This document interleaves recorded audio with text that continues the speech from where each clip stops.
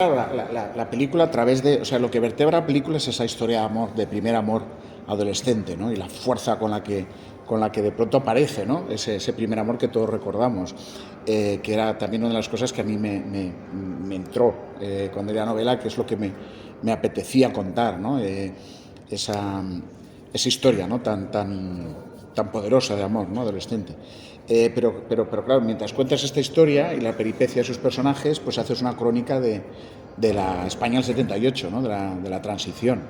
Y allí hay muchos de los aspectos, uno de ellos es la policía, ¿no? Hay un retrato de esa policía, hay tres personajes concretamente, ¿no? De los policías, uno es directamente el comisario pues franquista, ¿no? Que está allí el hombre que lo tiene claro, ¿no? Tiene claro que bueno, pues que es la autoridad y que si quiere ir a un prostíbulo ¿no? Y montárselo con una prostituta, pues no hay ningún problema porque las puertas están abiertas para él, ¿no?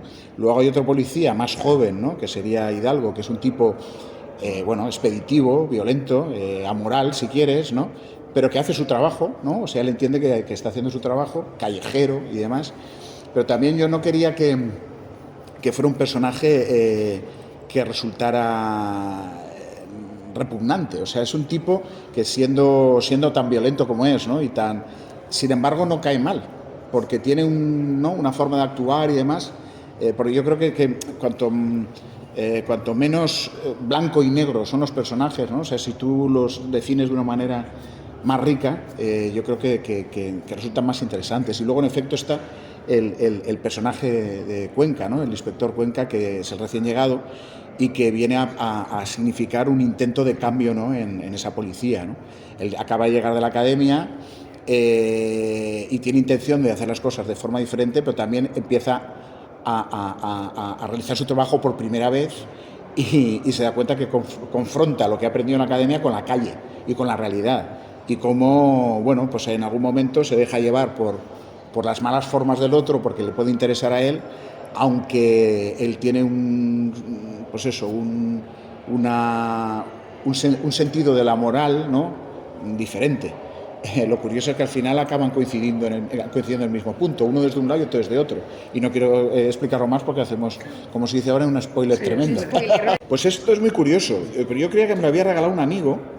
Bueno, yo, Javier Cercas, había leído ya otros libros que me gustaban mucho, ¿no? A mí, concretamente, Anatomía de un instante me parece un libro extraordinario. Y yo creo que me lo había regalado un amigo y le dije, oye, que gracias por el libro, ¿no? Años después, digo, porque realmente al final voy a acabar haciendo la película sobre este libro que me regalaste. Y dice, no, si yo no te lo regalé. Y digo, entonces empecé a preguntar a varios amigos, me lo podían haber regalado y no sé quién me lo regaló. Y empiezo a pensar que es un regalo de los dioses, que había en mi mesilla de noche y yo me lo leí en una noche. De forma absorbente, o sea, lo empecé a las 9:10 en la cama y me dio al amanecer, ¿no? Y al cerrarlo dije, quiero llevar esta historia a la pantalla.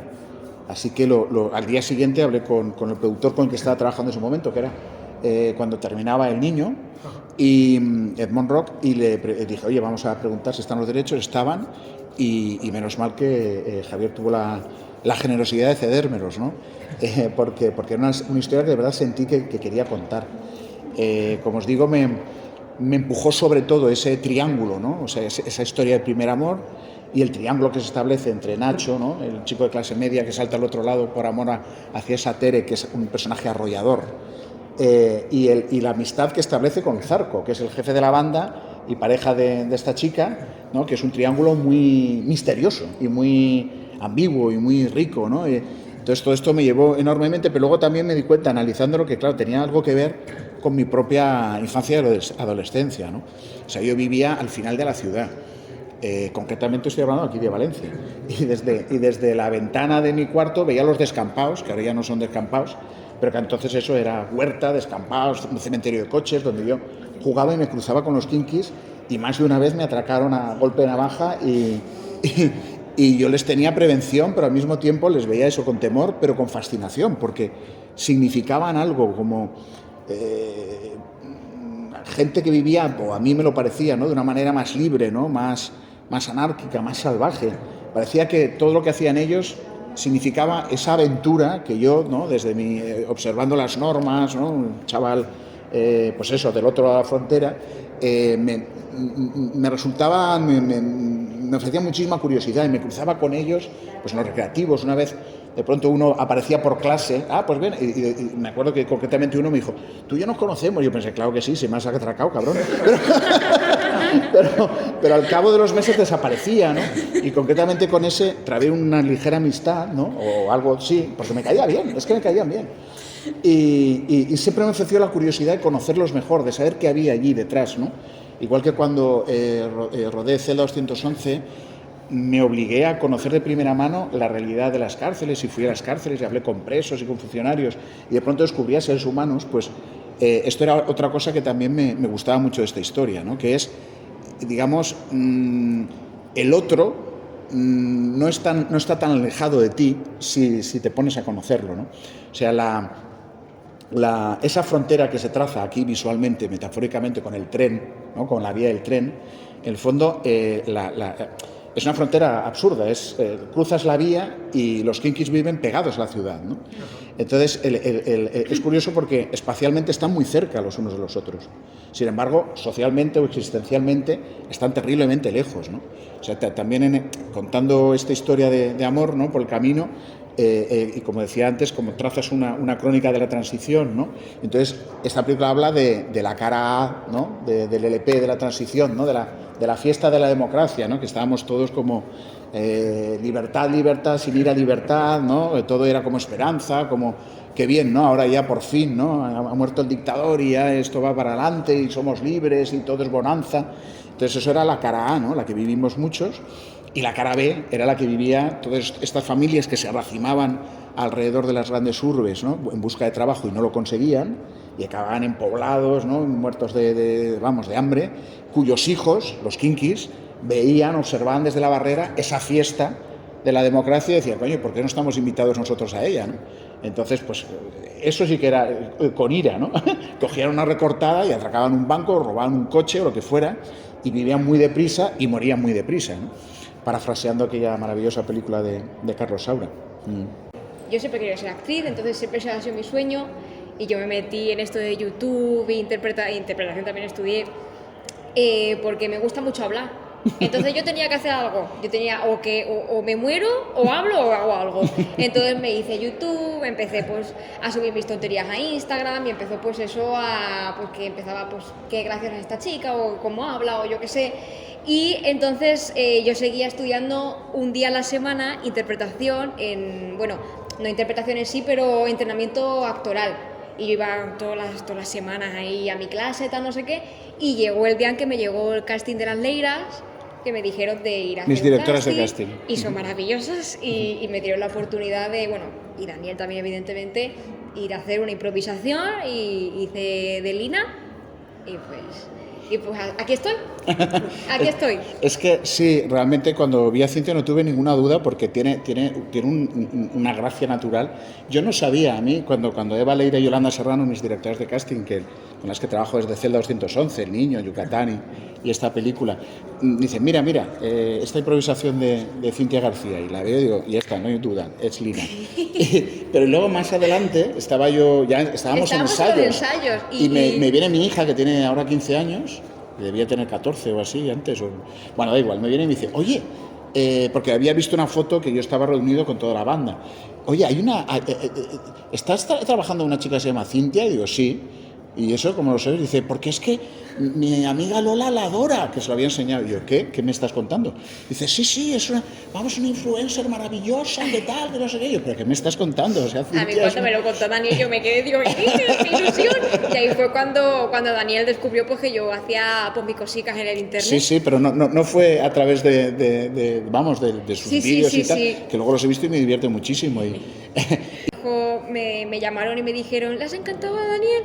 Y yo, ¿qué dices? Y yo, claro, así, yo lloré muchísimo, esa noche no dormí. Y yo, madre mía, mamá, ¿qué dices? Que me han cogido para la película de Daniel Monzón, y el primer día rodando fue El Cementerio, siempre me acordaré, y yo estaba en plan, madre mía, estaba súper nerviosa, claro. Coño, o sea, esto es una cosa nueva para ti, que sí, que siempre lo has soñado, pero es una cosa nueva con un director que nos ha tratado a todos maravillosamente, porque las cosas como son. O sea, Daniel es la persona más llana y más cariñosa que te puedes encontrar, y eso también pues nos ha ayudado mucho a los novatillos, porque somos muchos novatillos aquí, a Jolín a estar más tranquilos y hacerlo por lo mejor que hemos podido. que estáis maravillosos, que es lo que decíamos, ¿no? Del reparto, ¿no? Es que claro, una cosa que sí que quería recuperar de estas películas que, vamos, de finales de los 70-80 era esa frescura, ¿no? Y ese sabor callejero, ¿no? Que traíais en la peli, ¿no? Esa verdad, ¿no? Que pues eso, mira, Guille, Drácula, Chino, Gordo, la propia Lina, o sea, no habían hecho una película en su vida. Y algunos de ellos ni se habían planteado la posibilidad de hacerla, pero en ese largo gran casting que hicimos, ¿no? Pues surgieron y componen una banda absolutamente creíble, que bueno, lo estuvimos trabajando, de hecho, ¿no? O sea, lo primero que yo quería es que ellos fueran una banda real, ¿no? Y se han convertido en una banda de... Somos una banda totalmente. O sea, cuando... Intentar hacer, o sea, el momento, la película realmente partimos de que es una historia de amor en ese contexto. Pero claro, ahora acercarte al género, aunque la película tiene todos los estilemas del género kinky, ¿no? Están los tirones, ¿no? Los robos a bancos, ¿no? Las carreras de coches, las visitas a los prostíbulos, ¿no? O sea, todo digamos, los hitos, ¿no? Del cine kinky están ahí como reunidos, ¿no? Los grandes. Pero claro, intentar hacer una película, por así decirlo, imitativa de aquello o manierista, ¿no? Un experimento en plan lo que hizo Tarantino en Grindhouse, ¿no? Vamos a hacer una película de serie B, tal, o sea, jugar a rodarla en Super 16 con un grano grueso, con rayas en el negativo, ¿no? Que fuera como muy sórdida y muy... no tiene sentido, no tenía ningún sentido, porque la gran fuerza de aquellas películas era que estaban protagonizadas por los propios kinkis y eran casi un documento de la época, ¿no? O sea, eso... a día de hoy no quedan kinkis, todos murieron o abatidos a tiros por la policía o con un pico de heroína en una vena ahí mal puesto, ¿no? Queda uno con el que hablamos, Jorge Guerrica Echevarría y yo, cuando estábamos escribiendo el guión, que es el Pera, que fue curiosamente uno que asimiló el otro lado de la frontera, ¿no? Que lo cogieron para que enseñara a conducir tan endiabladamente como él conducía a la policía, ¿no? para enseñarle. Entonces, claro, el planteamiento que se hace es un poco desde el recuerdo de su protagonista, ¿no? O sea, tú ahora como una estilización, como tú muy bien has dicho, de todo aquello, de aquel universo. Empecemos de formalmente aquellas películas están rodadas en formato cuadrado 1.85 y esta ya es en scope. Es como coger aquel género de alguna manera, pasarlo por el tamiz del recuerdo, de mi recuerdo, pero sobre todo el recuerdo de su protagonista, que recuerda todo aquello como la etapa más vívida, más intensa, en la que posiblemente tuvo la mayor pasión de su vida, fue aquello. Entonces eso te permite recrear todo eso desde esa estilización, ¿no? Tú has hablado de romanticismo y lo tiene, ¿no? Porque tiene un poco de componente de western también, ¿no? Era como esas películas que te hablaban de J.C. James, ¿no? Que de J.C. James desde una perspectiva un poco como metiéndole aire al mito, ¿no? Son forajidos de leyenda, ¿no? Algo así, ¿no? Fíjate, exactamente, humanizarlos, ¿no? El acercarte a ellos como personas, ¿no? Lo que decíamos, ¿no? Eso es. Estéticamente es muy curioso porque la película, todo lo que es la dirección de arte, el vestuario, todo es rigurosamente de la época. O sea, no hay nada en esta película que no surja de la época. Todo está muy cuidadosamente puesto en escena para que nadie me pueda decir un juicio ahí. Esto no es del 78, que es bien complicado. Pero claro, yo que fui niño de la transición recuerdo aquello como una etapa llena de color, ¿no? Entonces nos hemos agarrado un poco a eso porque precisamente es, salvo el prólogo y el epílogo, ¿no? Es la etapa en la que este chico vivió lo más valioso de su vida, ¿no? Entonces me parecía que era una manera también de retratarla muy interesante. Aquella... ¿Y tu director de fotografía creo que ha hecho películas de cine kinky? Totalmente. Claro, creo que tenía el vaquilla. Sí, o sea, Carlos Gussi, mi director de fotografía, gran Carlos. Sí. Bueno, hizo yo el vaquilla y hasta perras callejeras, cuidado, que yo era como... Es decir, que yo, a la hora de elegir el equipo artístico, ¿no? El equipo de técnico, más bien el artístico, aquí tenemos una gran representación de Castellón, por cierto, de la película. Pues, por ejemplo, Carlos era el director de fotografía, es alguien absolutamente legitimado para hacer una película de Kinkis, puesto que las ha rodado, ¿no? Mi director de arte, Walter Gallard, es alguien que es un magnífico director de arte, tenía 18 años en el 78, o sea que tenía la edad exacta que los protagonistas. Entonces era una gran prueba del algodón, ¿no? Para saber que lo que estábamos recreando y tal era exactamente eso. Evidentemente, todos mis recuerdos, ¿no? Y los de Jorge Guerca Echevarría, cuando escribíamos el guión, que era como viajar a nuestra infancia y adolescencia, o sea que sabemos muy bien de lo que hablamos. Pero luego, por ejemplo, la encargada de vestuario, Viñeta Escobar, es alguien mucho más joven que se acercaba a este universo, estudiándolo, buceando en él, pero con una perspectiva más contemporánea, ¿no? Yo quería que hubiera esa mezcla en el equipo técnico para equilibrar, ¿no? Un poco la realidad y la verdad de aquella etapa con un distanciamiento estilizado, ¿no? La música, pues la música que juega un papel fundamental en la película a través de las canciones, pues hay canciones de la época, ¿no? Pues las Grecas, Sandro Jacobe, Smash, El Pelos y tal, que son directamente, te evocan, ¿no? La época, porque la capacidad que tiene la música de llevarte a la época en un momento, ¿no? Pero luego hay canciones compuestas expresamente para la película por un grupo sevillano extraordinario, se llama Derby Motoretas, Burrito Cachimba, que son unos cracks. Viene a 2 justo, hemos salido hace una semana en la 2. Ah, sí. Hablando de la película. Qué bueno. Bueno, son magníficos. Es una gente que hace... Bueno, ellos hablan de que su inspiración la llaman kinkidelia, o sea, kinky y psicodelia. Y hacen un rock progresivo, ¿no? Entre Triana y Led Zeppelin y tal, súper arrollador, o sea, que te lleva, ¿no? Y yo quería esa mezcla, ¿no? Porque también obedece a ese planteamiento, digamos, formal, ¿no? De la sofisticación, o como quieras decir, del género. Yo digo supervitaminación, ¿no? Que me parece que era un término que usaba Super Ratón, ¿no? Ya no olviden supervitaminizarse, mineralizarse. Pues sí, ¿no? Es como rodada en escope y que los coches son de la época, pero suenan en 5.1, ¿no? Que yo creo que o sea, si tú haces una película en 2021, cualquier otra postura me parece un poco absurda, ¿no? Es como Tarantino recuperando en Eras una vez en Hollywood, un Hollywood que realmente es su Hollywood, ¿no? Que es como de ensueño y que se permite hasta cambiar la historia, ¿no? Aquí nosotros no, aquí somos muy fieles a lo que ocurría en el momento, ¿no? Aprovechamos la pandemia, ¿no? Pues la película se paró en marzo, ¿no? Pero yo seguí trabajando y una cosa que hacíamos era sesiones de Zoom para que ellos se conocieran. Yo les pasaba deberes, ¿no? Primero les animaba mucho, ¿no? Cuando estás ahí encerrado en tu casa, que no sabíamos, y ahora recordamos todo, qué puñete iba a pasar, pues entonces había como algo que hacer, ¿no? Como una luz al final del túnel, ¿no? Que era pues la película. Sí, nos pasaste una lista de películas, de un montón de cosas sí, también. Sí, de canciones, de cómics, de documentales. Yo me hice en Spotify una playlist de verano del 78 y yo la he escuchado todas las noches. Sí, sí. Yo me acuerdo cuando explotó la pandemia y yo lo primero que pensé es las leyes de la frontera. Yo lloré Ahora mucho. que tengo la oportunidad. No, coño, digo, me cago en la leche, jodida. Pero a mí todos, porque luego yo también ensayaba con ellos individualmente, ¿no? Con Bego, con tal, y siempre empezaban las sesiones, curioso ensayar por Zoom y tal, pero bueno, luego pudimos ensayar también en persona, y todos me decían, la película se va a hacer, ¿no? Y yo decía, indudablemente sí, por supuesto. Por favor. Y pensaba yo para adentro, bueno. ¿Cuánto tiempo lleváis preparando? Grabando No, afortunadamente no había comenzado el rodaje. Estábamos en la previa. O sea, íbamos a rodar en mayo y yo estaba pues localizando con el equipo, tal, ya teníamos la banda formada, el casting y tal. Entonces aproveché ese tiempo para que se sumergieran mucho más en la época y luego les dije a todos ellos que no se cortaran el pelo. Porque todos van con el pelo rapado a día de hoy. Entonces conseguí que día a día se miraban al espejo, les iba creciendo el pelo y se iban convirtiendo en esos kinkis, ¿no? Que bueno, en cuanto se abrieron las puertas del encierro, ya eres una banda de kinkis de todo el lomo.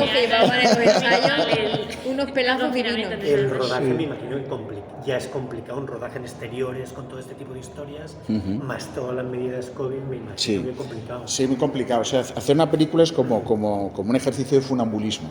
Entonces, esto era como caminar en la cuerda floja mientras alguien te va tirando piedras, te escupe, ¿no?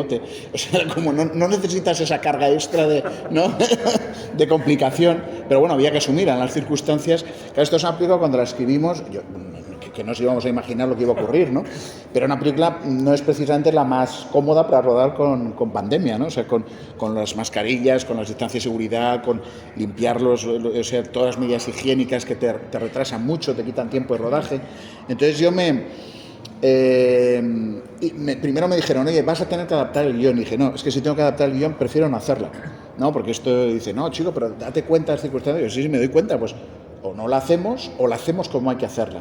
Con toda la figuración, con todas las localizaciones, sus persecuciones, todo el contacto que tienen, todos van en coche, se pasan porros, ¿no? Hacen el amor, tal, todo eso tenía que ser así, porque si no la película no tenía sentido.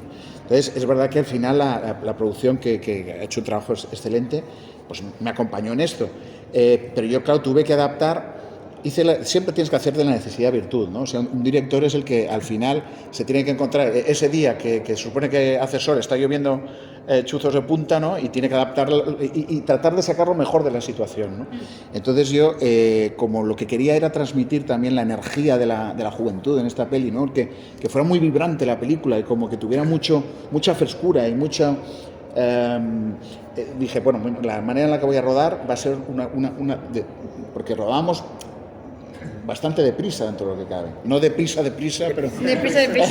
Pero quiero decir que yo me agarraba, habíamos ensayado mucho, pero ensayamos de una forma... La verdad es que los ensayos me gustaron muchísimo. Bueno, a mí me gustó mucho todo. Pero la verdad es que los ensayos fueron increíbles porque, coño, nos hicieron que nos hiciéramos más banda aún, ¿sabes? Uh-huh. Nos conociéramos más aún y para mí los ensayos es una parte fundamental, ¿no? Totalmente. Y coño, también hacer que sea, pues eso, preparar también la vasca para, pues, que sea una vasca y que parezca una vasca real. Sí. Que ya lo éramos, o sea, que ya desde los zooms ya nos hicimos como mucha piña, pero más aún, para que se vea esa complicidad, ¿no? Y ese esa hermandad. Sí, y para que cada uno tuviera muy claro cuál era su personaje. Exacto. O sea, yo no jugaba a sobar el texto porque eso no es buena idea.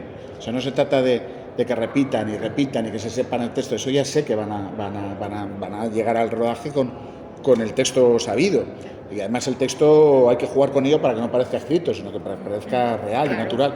Entonces era a partir de cada uno tenía muy claro cuál era su personaje y yo planteaba situaciones alternativas en las que ellos se tenían que encontrar, pero que tenían que actuar como el personaje. Y esto es jugar, ¿no? Y hacer que había ya un momento en que cualquier situación que planteaba, ellos actuaban conforme a cómo era su personalidad, ¿no? Y eso parece que no, pero luego la película lo respira. Tú notas que es una banda que lleva mucho tiempo conociéndose y que hay una camaradería, y luego todo digamos, todo el reparto traté de que fuera muy homogéneo, en el sentido de que no hay ningún actor o actriz que sea especialmente conocido y demás. O sea, todo te llega, los puedes haber visto, ¿no? Al padre, a la hermana, tal, que están todos estupendos. Pero me gustaba que tuviera esa homogeneidad, ¿no? Como que le llegara al espectador, porque creo que cuando tú ves buenos actores y no los conoces de otras películas, te llega con mucha más verdad y te resulta mucho más atractiva la película, ¿no?